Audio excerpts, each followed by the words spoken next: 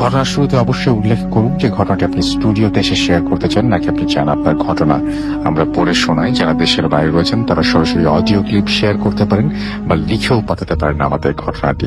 আমাদের একটা Facebook page আছে, যেই পেজে আমরা আজকে আমাদের গেস্টদের ছবি আপলোড করেছি। And I have a good news for you যে আজকে ডক্টর আলিফ সেদিন ঘটনা শেয়ার করতে পারেনি, but today he will share his story with you এবং চমৎকার দুটো ঘটনা তার কাছ থেকে আমরা শুনবো আজকে। এবং তিনি স্টুডিওতে এই মুহূর্তে আছেন।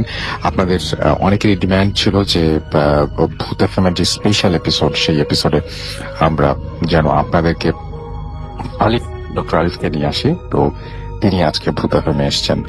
যাই হোক, আমরা চলে যাচ্ছি আমাদের ঘটনায়। ডিয়ার লিসেনার, আজকের এই ইমেল এপিসোডটি অনেক ভয়ঙ্কর হতে যাচ্ছে। আপনারা যে এইরকম আজ আসল ভাইয়ের প্রতিদিন ঘটনা শুনতে চান, তাহলে আমাদের এই চ্যানেলটিকে আপনাদেরকে এখনই সাবস্ক্রাইব করতে হবে। কেননা বাছাই করা সব ঘটনাগুলো, আজ আসল ভাইয়ের সব ইমেইল ঘটনাগুলো এই চ্যানেলের মাধ্যমেই প্রকাশ করা হয়। তাই আপনারা সরাসরি আমাদের চ্যানেলটিকে সাবস্ক্রাইব করবেন এবং রাসেল ভাইয়ের বাছাই করা ইমেইল এপিসোডগুলো শুনতে আমাদের চ্যানেলের সঙ্গে তো থাকবেনই। চলুন চলে যাই আমরা ঘটনাতে। শুরু করছি আজকের ভূত এফএম। এন্ড এখন যেটা করব সেটা হচ্ছে প্রথমেই যাবো একটা ঘটনায়, যে ঘটনাটা ইমেল, সেই ইমেল দিয়ে শুরু করতে চাই আমাদের আজকের এপিসোডটি। ফোন কেমন লাগে ইমেল। হ্যালো রাসেল ভাই, আসসালামু আলাইকুম। ওয়ালাইকুম সালাম। কেমন আছেন কথাটি জিজ্ঞেস করলাম না, আমি জানি আপনি সবসময় ভালোর দলে।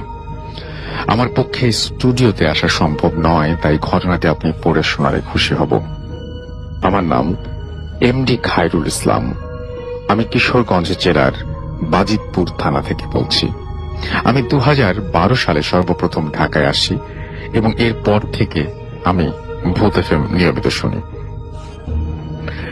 আমি লিসেনারদের ঘটনা যেগুলো বলেন তারা সে বিষয়ে সমস্ত ঘটনা খুবই মনোযোগ দিয়ে শুনি। ঘটনাগুলো শোনার সময় আমার মনে হয় প্রতিটি ঘটনা যেন আমার নিজের সাথে ঘটে যাচ্ছে।